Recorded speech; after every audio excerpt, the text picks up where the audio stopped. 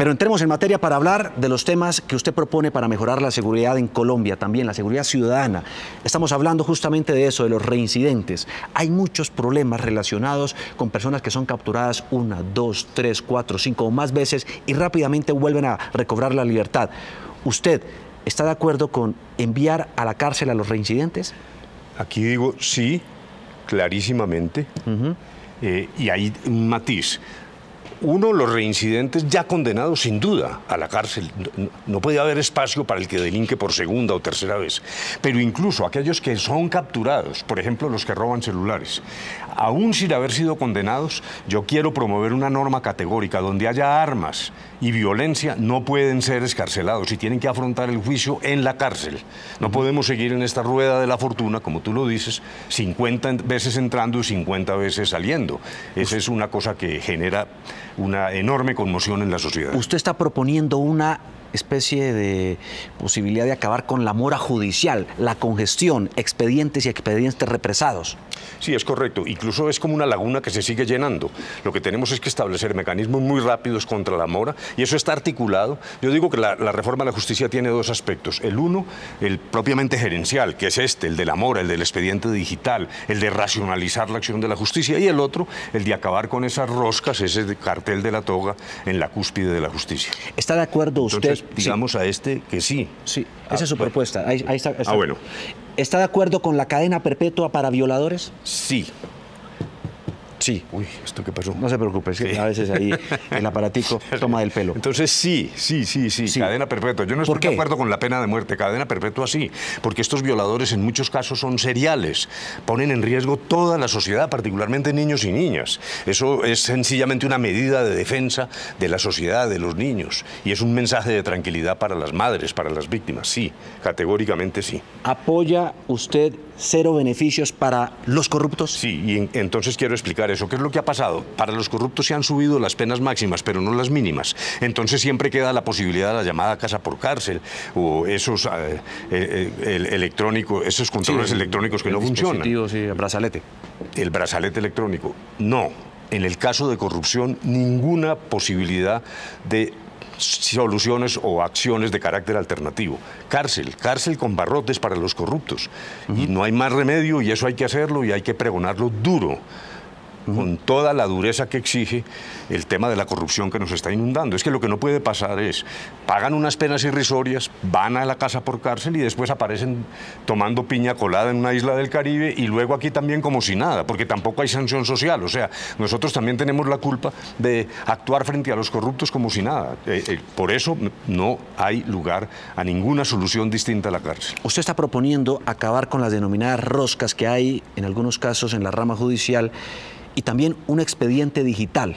Sí, las roscas son justamente algo a lo que ya aludí. Es esa cosa de yo te nombro y tú me nombras. Entonces empieza un entramado de intereses. Y la otra es yo no te investigo, tú no me investigas. Por eso yo quiero proponer una reforma a fondo, de raíz, de la justicia, y la voy a presentar por la vía ordinaria. Pero si esto fracasa, como ha fracasado en el pasado, yo estoy dispuesto a convocar una asamblea constituyente limitada a la reforma a la justicia para sacarla de ese entramado de intereses que dificulta la reforma. Tenemos hasta ahora una participación de nuestros televidentes. Andrea Rodríguez dice, ¿cuál es la solución definitiva para acabar con la impunidad en delitos contra la población infantil y la reincidencia por delitos como hurtos celulares y demás? Bueno, ya está más o menos tocado, sí. Tocado el tema, sí. Bueno, hablemos de esto. ¿Apoya castigos más duros para protagonistas de riñas? Sí, es que lo que está pasando ahora realmente es un poco preocupante. Las riñas van en aumento y eso va generando una destrucción del tejido social. También hay que hacer una labor preventiva. Yo quiero decir lo siguiente, para que no nos equivoquemos, el enfoque. Muchos de los candidatos hablan solo de castigo, yo también, con medidas que van desde la tecnología hasta lo que he dicho ahora. Pero no olvidemos la otra cara de la moneda. Mi programa Parche lo que pretende es recoger estos jóvenes que están al lado del microtráfico, ahí se van generando las bandas. También un esfuerzo enorme de transformación y de justicia social, porque lo que está pasando es 7 millones de desplazados nos han dejado en las ciudades, una situación que tenemos que resolver también con política social y no solo con represión. ¿Está de acuerdo con aumentar el pie de fuerza, sí o no? Pues es que esto es fácil de responder por una razón sencilla. Es justamente la oportunidad que nos da haber terminado el conflicto. Ya no tenemos que tener muy buenos buena parte de la policía peleando en la selva con las organizaciones guerrilleras. Lo que yo propongo es esa policía la reconvertimos en una política de seguridad humana, protección de los derechos, convivencia, más presencia de la policía, y propuse también la creación a nivel municipal de 40.000 puestos de gendarmes que estén en los barrios y en las poblaciones sin armas, en conexión permanente con la policía. ¿Cuántos? 40.000. 40.000. Propone un desarme social y mejorar la iluminación de las ciudades. Primero, desarme sin duda. Por Dios, un candidato del Centro Democrático dijo que había que armar a la población. Eso es como armar a los maestros, como ha ocurrido en Estados Unidos. Lo que necesitamos es lo contrario, es desarmar, incluso de las armas blancas. Hay que desarmar a toda la población. Y luego el tema de iluminación de las ciudades, y esta es una concepción muy en boga, por ejemplo, en Nueva York, el alcalde Giuliani. En la medida en que uno mejore también el entorno, la luminosidad, hasta la amabilidad de las ciudades, está demostrado que comienza a bajar este fenómeno de la inseguridad. ¿Va a promover castigos severos para combatir la delincuencia juvenil? Yo quiero, digamos sí, pero con esta advertencia. Frente a los jóvenes, lo ideal, claro que depende de la edad y depende de la edad psicológica. En muchas ocasiones no se trata solo de la edad cronológica. Hay jóvenes que están debajo de la edad, pero que son verdaderamente criminales. Luego, una de las soluciones es que en cada caso de jóvenes se establezca su grado de madurez para saber si afronta la responsabilidad penal ordinaria o no. Y también una tarea netamente preventiva, pero el hecho es que hoy se están utilizando los jóvenes para la criminalidad y eso hay que pararlo. Luego, o sea, hoy por hoy la ley establece que la imputabilidad es después de los 14. Sí, entonces se usan jóvenes por debajo de esa edad, muchas veces tan maduros que son criminales avesados. O sea, de 13 los instrumentalizan para delinquir. Me parece que lo que hay que hacer es, en vez de una norma general, lo que uno tiene que hacer es en cada caso psiquiátricamente establecer el grado de madurez. Los que son verdaderamente criminales, entonces viene el castigo, como lo dice la pregunta. Para los demás, sí creo que hay que hacer un tratamiento para sacarlos del delito y no empujarlos a que sigan delinquiendo. Brigadas sociales y también, bueno, usted aquí ya lo ha mencionado, delitos de privación de la libertad para quienes cometan conductas graves. Sí, las brigadas sociales son una propuesta que yo estoy formulando. Terminado el conflicto, no se justifica el servicio militar obligatorio. Entonces quiero coger toda la energía de los jóvenes, incluso con una remuneración para bajar la tasa de desempleo juvenil, para que trabajen en el cuidado de los bosques de la tercera edad, para que vayan a las localidades y ayuden, por ejemplo, en tareas de software, sistematización en los pequeños poblados. Es decir, toda la juventud se volcará a ayudar con una remuneración. Y eso, naturalmente, tiene que ver con los temas de inseguridad, porque ya lo dije, es que las soluciones sociales tienen que ir de la mano de la represión. La represión sola no basta. Yo sí le quiero decir eso a esta clase dirigente colombiana, que a veces es un poco miope. Pedimos policía, castigos, y claro, hay que actuar en esa línea, pero no olvidemos lo que está pasando en las ciudades, en la base de las ciudades. Hay un problema de pobreza, de miseria y de injusticia que también ayuda a generar estos ciclos de inseguridad. ¿Para combatir el microtráfico, legalizaría usted la droga? No, yo creo que no. Lo que sí quiero decir es lo siguiente. Me parece un error volver a penalizar la dosis mínima. Mire, eso es una locura. No nos caben los verdaderos criminales en las cárceles. Y ahora vamos a coger un muchacho que lo coge la policía por ahí con una dosis de estupefacientes para llevarlo a la cárcel y judicializarlo. Eso es una locura. Yo sí quiero pedirle a los padres de familia que lo piensen muy bien. Lo que hay que hacer con el consumidor es una tarea de prevención y de salud pública. ¿Qué nos ganamos con llevar los consumidores a la cárcel? Ahí es donde se acaban de corromper. Esa es la universidad del crimen, es exactamente al revés. Esa es una propuesta del Centro Democrático que yo franca y categóricamente rechazo. Tenemos otra participación de nuestros televidentes a través de las redes sociales, numeral y la seguridad, que dice Dora Inés, hablamos de encarcelar reincidentes y el sobrecupo en las cárceles. ¿Qué? ¿Cómo solucionarlo? Precisamente sí, es el tema de acá. Esto exactamente liga, porque primero, sí necesitamos más cárceles. La política no es solo represiva, digo, hay elementos de carácter social, pero es obvio que necesitamos cárceles. Y en ese sentido, yo construiría más cárceles, y ahora hablamos cómo, pero sin duda es un propósito ya esencial. Y respecto de la pregunta, claro, hay que llevar a los reincidentes a la cárcel. Puede haber otras formas de criminalidad donde sí haya lugar a decisiones soluciones alternativas, casa por cárcel, etcétera, delitos menos graves. Pero es que el reincidente ya ofendió a la sociedad la primera vez. No podemos aceptar que lo siga haciendo como hoy 50 veces entrando y saliendo de la cárcel. ¿Está de acuerdo entonces con privatizar las cárceles y acabar con el IMPEC? Estoy de acuerdo con privatizar en el entendido de... O sea, hacer APP. Hacer APP, exacto. ¿Cierto? Sí. Alianzas público-privadas. Alianzas público-privadas, porque es la manera de responder muy rápidamente a la necesidad de cárceles. Luego, esa es una primera respuesta. Y lo del IMPEC sí es dramático. Lo que está pasando es enormemente grave.